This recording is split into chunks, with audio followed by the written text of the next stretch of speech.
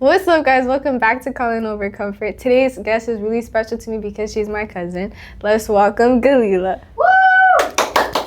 Hi, everyone. So welcome. How are Thank you? I'm so good. How are you? I've been good. I'm really very grateful to have you on this episode today. I'm excited to be here. I'm actually an advocate for limiting the amount of microphones around and the amount of people who use microphones, but today I will go against my doctrine and be...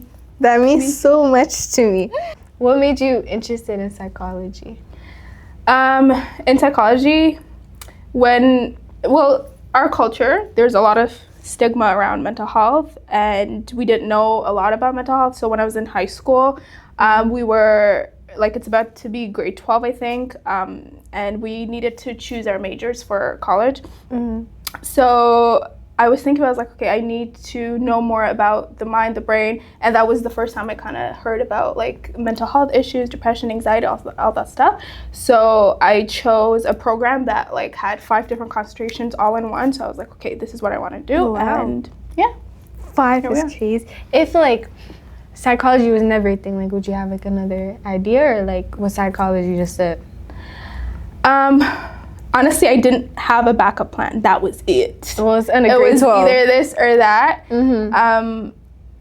I don't think I had any backup plan. But today, if I wasn't in the mental health field, I think I would have gone to a theology school. But I don't know what I would have. What's theology? Theology school, as in Bible school. Oh, I can see. But psychology really gives you're a very good listener and person to give advice. You eat up on it. Thanks. Okay. So how did your journey in psychology connect with your faith? How it connected with my faith? Well, I grew up Christian household, and when I got into understanding the brain, how our mind works and everything, the brain is so fascinating. It's so complex, so beautiful, and it's this powerful tool that we can used to think, to create, to imagine, to bring things to life. And so we have this powerful tool. At the same time, though, it can be so overwhelming, so debilitating. It could be a place where it's so dark and you don't have peace in. And so if I can't have full control over my own mind and I can't have peace in my own mind, then where do I go, right? That kind of reaffirms the fact that I need God. We all need God, right? And I think that's where it connected for me, because we have a God who gives us peace that surpasses all understanding, right? We have a God who cares about us, that tells us to cast all our anxieties onto him because he cares for us, right? And above all that, above the fact that he gives us peace, above the fact that he can change our situation, right? We also have a God who empathizes with us, right? That's what the word says. Yeah, for sure. The word tells us that for we do not have a high priest who's unable to empathize with us, but one who's been tested like us but did not sin. So having this character that's so gentle with us, that's so soft with us, that's able to validate us and empathize with us, I think was so crucial and necessary. And I think that's how they both connected for me. That makes sense. That's a beautiful answer. Oh, thanks. Beautiful. Thanks, 8 up. What's a simple mental health habit you think everyone could benefit from? A mental health habit?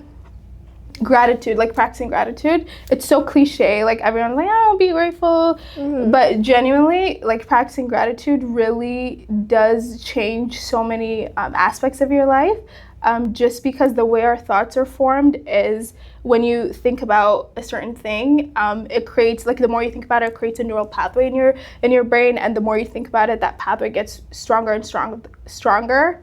Which makes that specific thought more accessible to you. That means you think about it frequently, you meditate on it, and that thought kind of consumes you. So given that we're human and we tend to think about negative things most of the time. A lot, yeah. Yeah, exactly. We think about things we don't have. We think about things that we're lacking. We think about things that we're not, or someone else has. It's just very negative, right? Pretty much just overthinking, right? Exactly, yeah. We're always overthinking, and it's negative. And when the way we think affects how we feel, and how we feel affects how we behave, how we interact with people, how we perceive the world, how we perceive ourselves. And so having this negative thought that consumes you affect every part of your life in a negative way, right? So when you're now exercising gratitude, and I love gratitude because it's so easy and it's easily accessible. Like you can do it anywhere, anytime, and you don't even have to feel grateful to be grateful, right? Like you just have to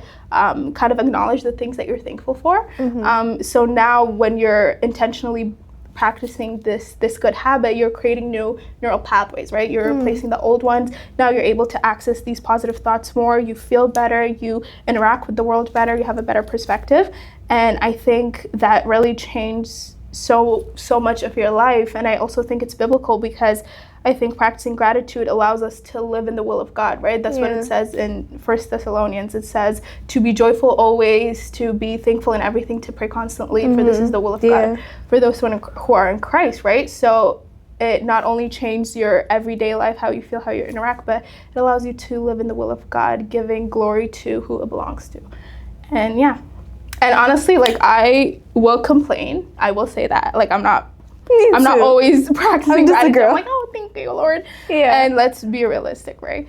I am also just a girl and I will complain, but I like to practice gratitude in the midst of my complaint. Like, I don't want to go to work. It's still cold. I want to go. I don't want to go. But then immediately, oh, Lord, thank you for a job that you've given me. Thank you for allowing me to be financially secure. Like, it's so humbling.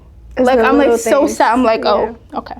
Let me get myself up. Let me get ready for work. No, I feel like for me too, it's like when my relationship with God got closer, it's like I started like being thankful for the littlest things. Like even like you said for work, I'd be like, I don't want to go to work. Like I'm out here thinking of like excuses to text like my manager, you know? And then it's like there's other people that don't have a job that are suffering. And I have a job, you know? Yeah. And really, you're right. It allows us to look at the small things and be grateful for it, right? It's always good to be thankful for the little things, guys. Absolutely. Okay, let's get into the serious questions. Oh, these weren't the serious ones? You ate up on them. Okay, so many people struggle to forgive themselves when they feel they've fallen short spiritually, right? So how can they begin to find that forgiveness or like learn to forgive themselves? Good question. I think it could be different reasons for people. One, it could be like we don't fully understand how deep God's grace is and how much he forgives and how he sees us, because he sees us as his children, right? He's adopted us into his family. He's given us the authority to call him Abba Father, and that's how he sees us, right? And when he forgives us, he tells us he washes us clean as snow, right? He remembers our sins no more. And that's how deep his grace goes, right? And when we're unable to understand how he fully forgives, we struggle to forgive ourselves because we're not convinced that God has forgiven us, right? Yeah. But the way God sees us is he's called us to walk in this righteousness. The word says he, God, made the one who knows no sin, Christ, to be sin so that we can become the righteousness of God, right? So he's called us to walk in this righteousness, and that is the lens he sees us in, right? And so when we don't fully understand how much his love covers our multitude of sins, and it gets hard for us to forgive ourselves because we don't know that God forgives us. And to be realistic, like if we're Christians and we preach to forgive, and sure we can forgive, but I don't know how much of it we will completely forget, right? So I don't think we have that capacity to even imagine something being like a fault being done and it being so forgiven that it's as if it never happened, right? That could be a reason. Pride could also be a reason. Pride is a big one. Right? Huge one. Right? I think so too. Like just because like especially if you've been walking the narrow road for a while, like things become more natural. Like you're in your word, you're worshiping, you're cooking, and you know, you're doing your thing. And then when you fall short, you're really mad at yourself, right? You're really upset.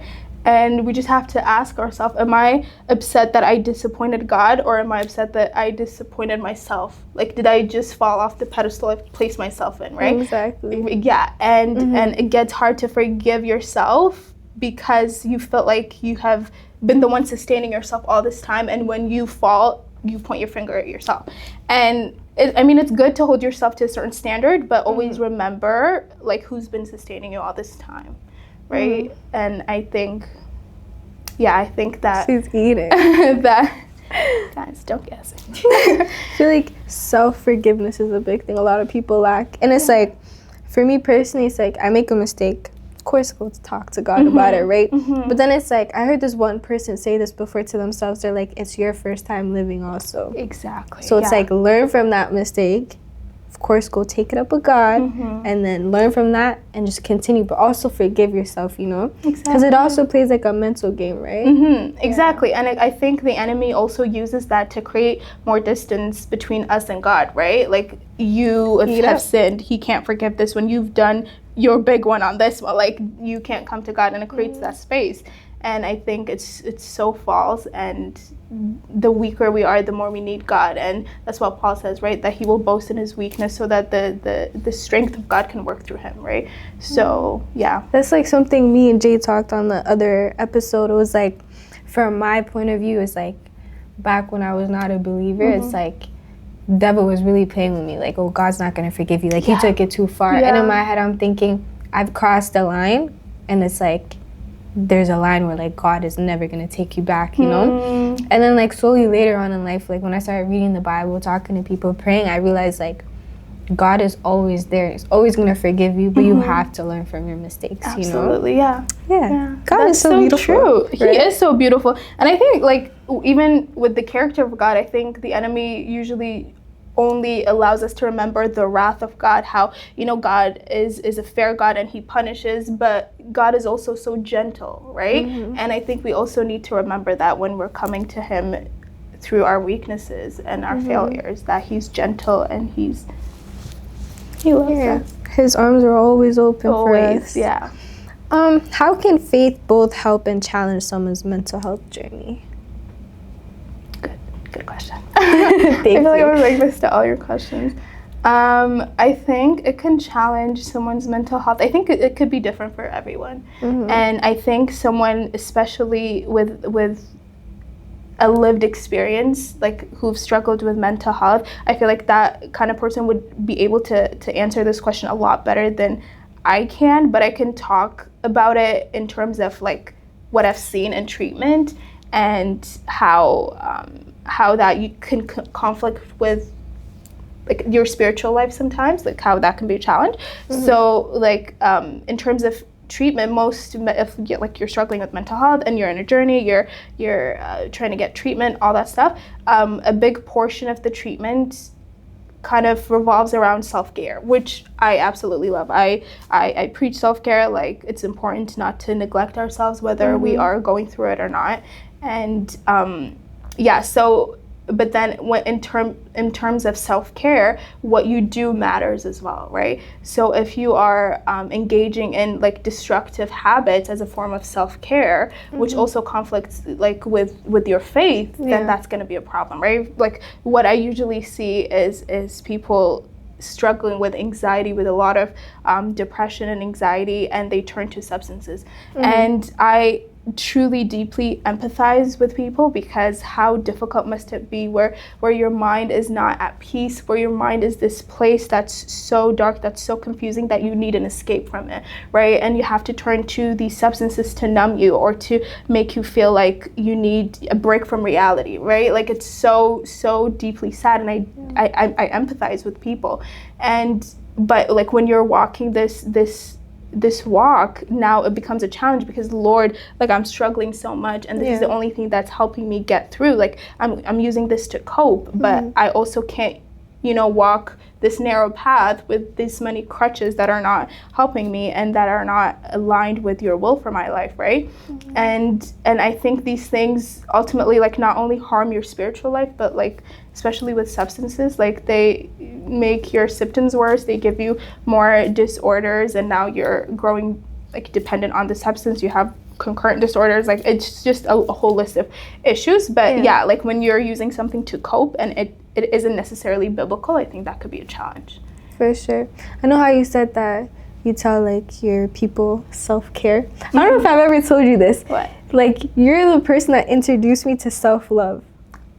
Yeah. Stop, really? Yes. And it's like I tell people that. I'm always saying like self-love is important. Now I'm gonna start saying self-care too. Yeah, it's both of it is so important, right? Mm-hmm. Self-love allows us to love others properly as well, right? Because the word tells us to love others the way we love ourselves, right? Yeah. So if you don't love yourself, that's the kind of lack of love you show others. Exactly. So, you gotta love yourself first. Gotta love yourself. Honestly, we need to all love each other the way God loves us. That's the goal. It gets hard sometimes. It gets hard, but people that's the goal. Push buttons. How are you able to separate between a chemical imbalance and a spiritual attack when it comes to mental health? To separate chemical imbalance and spiritual attack, I think first off, the whole theory with like chemical imbalance being the primary cause for mental health disorders, I don't love that theory. Just because, like, I can get into like the little neuroscience-y part if you want. Yeah, go ahead. Yeah. So the theory is basically suggesting that chemicals in our brain, these neurotransmitters like serotonin or dopamine, which are our happy hormones, in charge of like elevated mood regulation, all that stuff, and other neurotransmitters, these imbalances in these transmitters, meaning too much of it or too little of it, is the primary cause for mental health disorder. Like, while there's some accuracy in there, it can't be the primary cause, because these imbalances are themselves caused by other things, like brain tumors, like physiological factors, brain tumors, hormone imbalance, different things like your personality trait, like if you're a pessimist or if you're antisocial, trauma, any childhood adverse experiences, like different things like this cause these chemical imbalances. So we can't say that that's the primary cause. So now the question becomes a little bit more complicated, because now we're asking, is this mental health disorder caused by all these different things, or is it a spiritual attack, right?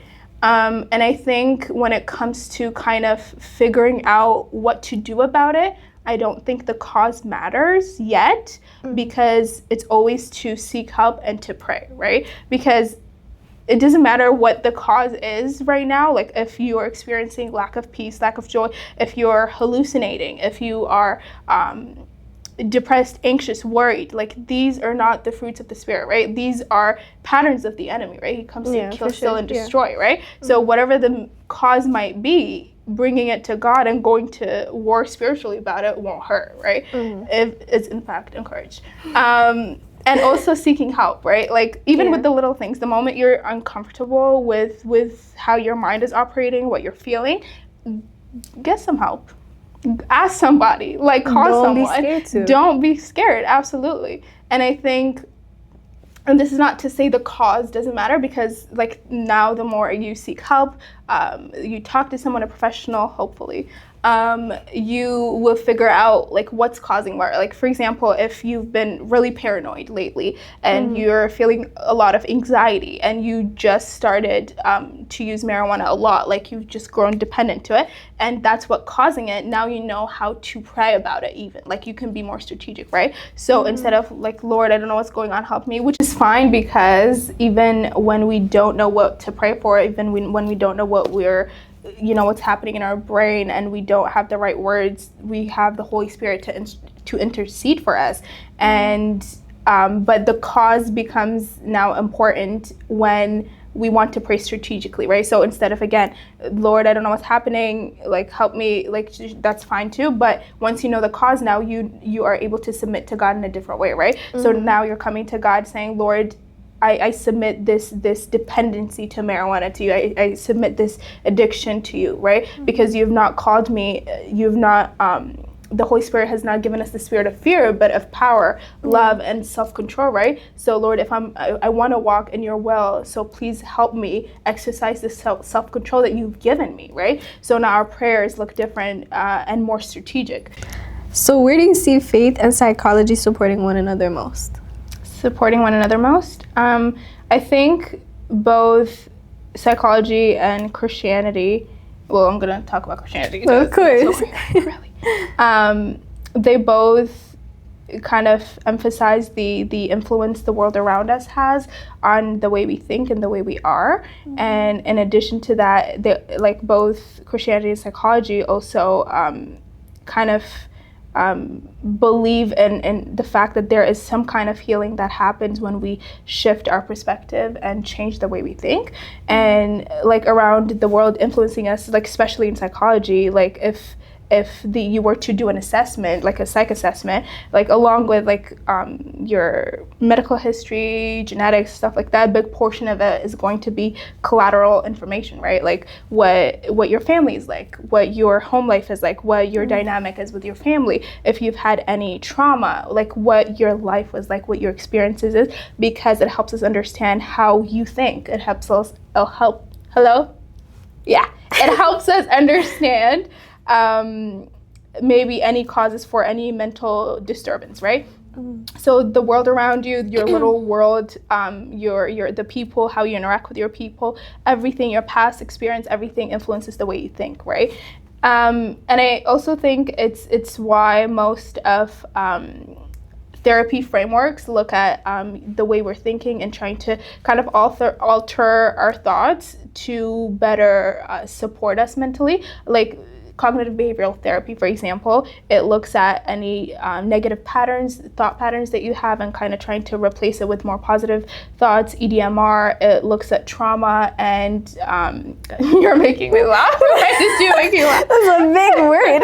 EDMR, it's a framework, it's a therapy framework. It basically looks at trauma and kind of how to change the meaning around your trauma so that it doesn't have as an intense, so you don't have an intense response to it. Okay. So all of these is basically acknowledging the amount of influence your experience in your past has an influence on the way you think.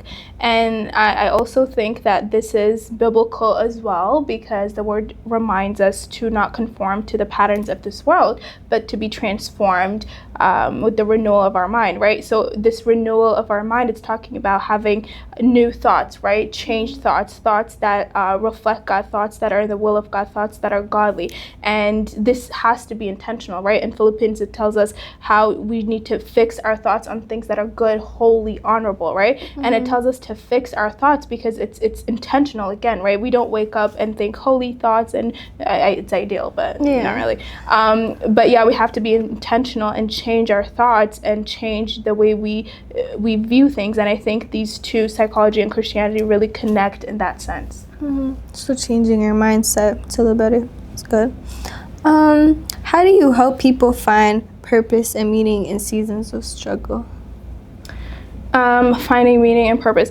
I think this is like the $1 million question, right? Like finding my purpose on this earth, finding my meaning. And I think it's also overused a lot in our society, right? And I think our purpose is the Great Commission, right? To spread the good news. And I think the meaning of life is also simple. It's Christ, right? That's what Paul says. To live is Christ and to die is gain, right? And Jesus tells us himself that he is the way, the truth, and the life, right? So if you want to know the meaning of life, know Jesus, right? Ate up. And I think we get confused or overwhelmed when we're thinking about assignment, right? So assignment is different. We all have different assignments that God has given us, and along with that assignment, we have gifts that God has graced us with. And so when we kind of look to our neighbor, for example, if I have a friend, she started a good business and it's thriving, and I go ahead and try to start a business as well and it crumbles in 2 to 5 business days, who's to blame, really, right? So because I just walked into something that wasn't my calling, nor did I have the gift to do it, right? Exactly. So I think we need to find what that calling is in our life, and in order to kind of find your assignment, lean more into your gifts, right? What has God given me as a gift, right? Maybe you're a good singer and you're being called into worship. Maybe you are a good listener and you are able to empathize in a different level, and maybe God is calling you to serve others in such a way. So the meaning of life is Christ. Our purpose is the Great Commission to spread the good news, and our assignment, if you want to know your assignment, lean more into your gifts. 100%. No need to rush it. I feel like people rush it because they're seeing like the people around them doing something, right? And it gets overwhelming, I can admit, but yeah, trust God, trust that trust God's timing. Absolutely. You know what? Yeah. Eating. Yeah. I feel like I was very excited to start. I never really asked you, like, what do you do? I am a mental health worker for children, youth, and families who have been victims of domestic violence. Wow. So if someone beats you, come here. You know you're like our first girl on our podcast? No, Neb was here. No. Was he not? I'm not the first girl. The most girliest girl in the family. He was here before me, so he will get his crown. This time. If you could give one advice to someone that is struggling mentally, what would it be? Well, the advice I give all my clients is to take everything one day at a time, right? Because things can get overwhelming, and a lot of anxiety is caused by worrying about the future, things that you can't control. So as much as it is easier said than done, but trying to be very mindful of today, how I feel today, how I can support today, and worrying about today, right? Like as it says in Matthew, that don't worry about it. It tells us to not worry about today about tomorrow, because tomorrow has its own worries, right? Exactly, tomorrow comes with its own baggages. So just trying to focus on today and how you can get by, and honestly, try your best. Because everyone's always like thinking about the next day, but it's like you never know. Yeah, you might not even be there, low-key. Tomorrow comes with its own problems. But honestly, I just want to say I'm very proud of you. Yeah. I'm proud of you, girl. Thank you. I'm really proud to see like the person you become, and like psychology really goes with you. Like it's beautiful. Just listening to you talk about it too. It's just I learned a lot. And I hope everyone else learned something too. Me too. Thank you for having me. Of course. This is cute. This is fun. I loved it.